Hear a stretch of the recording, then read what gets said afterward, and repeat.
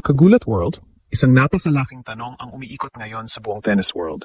Handa na ba si Alexandra Ayala para gumawa ng kasaysayan sa Wimbledon? Habang nagsisimula ang pinaka-prestihiyosong Grand Slam sa damuhan ng London, tila mas malaki kaysa dati ang atensyon na nakatutok sa batang Filipina. Hindi na siya basta promising player lamang. Ngayon, isa na siyang seeded player sa Wimbledon. Isang makasaysayang tagumpay para sa Philippine tennis matapos ang napakagandang grass court season na nagbigay sa kanya ng malaking momentum bago ang torneo. Ngunit kasabay ng pagtaas ng kanyang reputasyon ay ang mas mabigat na hamon. Ang women's draw ngayong taon ay tinuturing ng maraming analyst na bukas para sa maraming posibleng kampiyon. Ilang top stars ang papasok sa Wimbledon na may tanong tungkol sa kanilang kasalukuyang porma matapos ang hindi inaasahang resulta sa mga warm-up. Dahil dito, mas maraming rising stars gaya ni Alex ang binibigyan ng seryosong pagkakataon na gumawa ng malalim na run. Sa social media at iba't ibang tennis discussions, patuloy ang pagtaas ng excitement. Maraming fans ang naniniwalang ang kanyang agresibong baseline game, kaliweteng spin, at lumalakas na kumpiyansa sa damuhan ay maaring maging malaking sandata laban sa kahit sinong kalaban. Pero sapat na ba iyon para maabot ang pinakamalaking pangarap, ang Wimbledon title? Sa video na ito, sisilipin natin kung bakit maraming tennis fans ang naniniwalang maaring gulatin ni Alex ang buong London, ano-anong hamon ang naghihintay sa kanya, at gaano nga ba kalaki ang posibilidad na makamit niya ang kanyang kauna-unahang Grand Slam Championship. Sa loob lamang ng ilang buwan, tila nagbago ang buong pananaw ng international tennis community kay Alex. Mula sa pagiging isa lamang sa mga batang talento ng WTA Tour, ngayon ay isa na siyang pangalan na seryosong pinag-aaralan ng mga kalaban bago pa man magsimula ang laban. Ang pinakamalinaw na patunay nito ay ang kanyang pagiging number 29 seed sa Wimbledon 2026. Ang unang pagkakataon na isang Filipina ang naging seeded player sa singles draw ng torneo. Ang naturang seeding ay bunga ng kanyang tuloy-tuloy na pag-angat sa world rankings at ng napakagandang kampanya niya sa grass court season bago dumating ang Wimbledon. Hindi ito aksidente. Sa mga nakaraang linggo, ipinakita ni Alex na kaya niyang mag-adjust sa mabilis na laro sa damuhan. Ang kanyang left-handed forehand ay nagiging mas mapanganib sa grass courts, habang ang kanyang mabilis na footwork at agresibong return game ay nagbibigay sa kanya ng kakayahang kontrolin ang mahahabang rallies. Ito rin ang dahilan kung bakit mas mataas na ngayon ang respeto ng kanyang mga magiging kalaban. Kasabay nito, naging kakaiba rin ang sitwasyon ng women's draw ngayong Wimbledon. Marami sa mga pangunahing contenders ang papasok sa torneo na may mga tanibagong tanong tungkol sa consistency ng kanilang laro.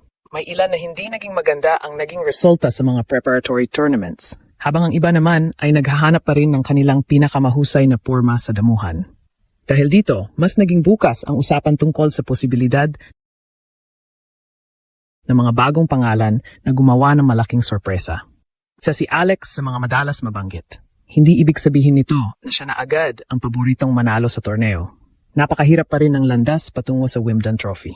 Kailangan niyang manalo laban sa sunod-sunod na world-class opponents, manatiling malusog sa loob ng 2 linggo, at mapanatili ang mataas na antas ng laro sa bawat round. Ngunit kumpara sa mga nakaraang taon, malinaw na iba na ang tingin ng tennis world sa kanya. Hindi na siya simpleng underdog.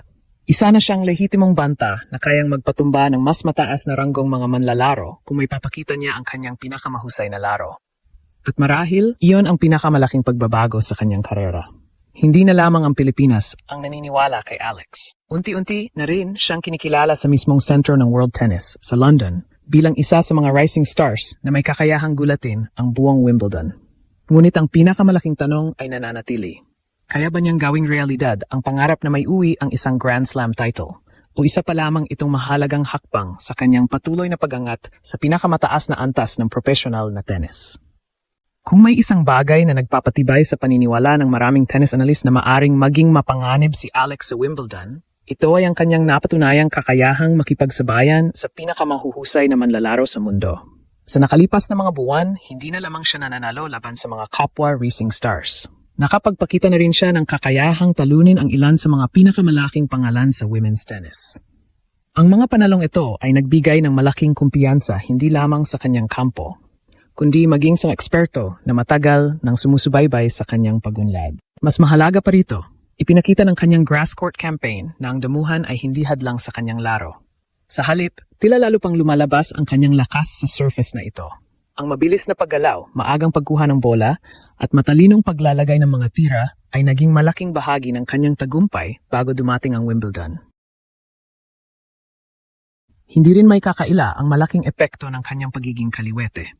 Sa tennis, ang left-handed players ay madalas nagbibigay ng kakaibang problema sa kanilang mga kalaban.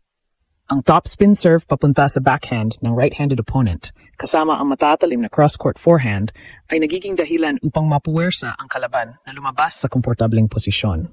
Ito ang isa sa mga sandatang maaring gamitin ni Alex laban sa mas matataas ang ranking.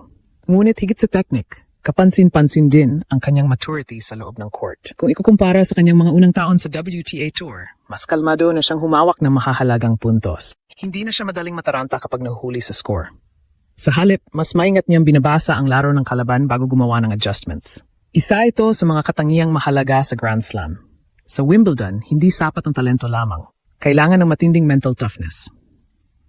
Ang bawat laban ay maaring umabot ng mahigit 2 oras.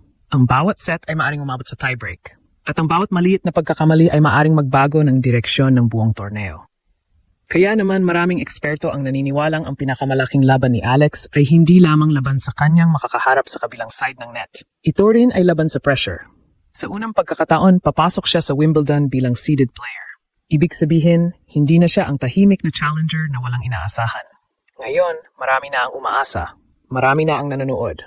At bawat laban ay mas lalong susuriin. Gayunpaman, may isa pang dahilan kung bakit nananatiling mataas ang kumpiyansa ng kanyang mga taga-suporta. Sa women's tennis ngayon, wala nang iisang manlalaro na lubusang nangingibabaw sa lahat ng torneo. Maraming malalaking pangalan ang kayang matalo sa mga unang rounds kapag hindi nila nahanap agad ang kanilang ritmo. Dahil dito, mas bukas ang oportunidad para sa mga batang manlalaro na gumawa ng malalim na kampanya sa Grand Slam.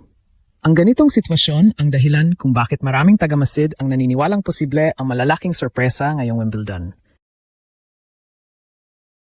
Ngunit mahalagang manatiling makatotohanan. Ang pagiging isa sa mga posibleng dark horse ay hindi nangangahulugang siya na agad ang paboritong magkampeon. Marami pa ring matitinding balakid ang kanyang haharapin. Isang hindi magandang araw lamang, isang sunod-sunod na unforced errors, o isang world-class performance mula sa kanyang magiging kalaban ay maaring magpatigil sa kanyang kampanya. Gayunman, kung may pagpapatuloy ni Alex ang antas ng larong ipinakita niya sa mga nakaraang torneo, mapapanatili ang kanyang kumpiyansa at maiwasan ang mga pagkakamaling nagbibigay ng libreng puntos sa kalaban, hindi malayong makita siyang makarating sa mga huling yugto ng Wimbledon. At kung mangyari iyon, hindi na lamang ang Pilipinas ang magdiriwang. Buong tennis world ang mapapatingin sa isang batang Filipina na unti-unting binabago ang kasaysayan ng Philippine tennis. Isang laban, isang panalo, at isang pangarap na Grand Slam title sa bawat hakbang niya sa damuhan ng London.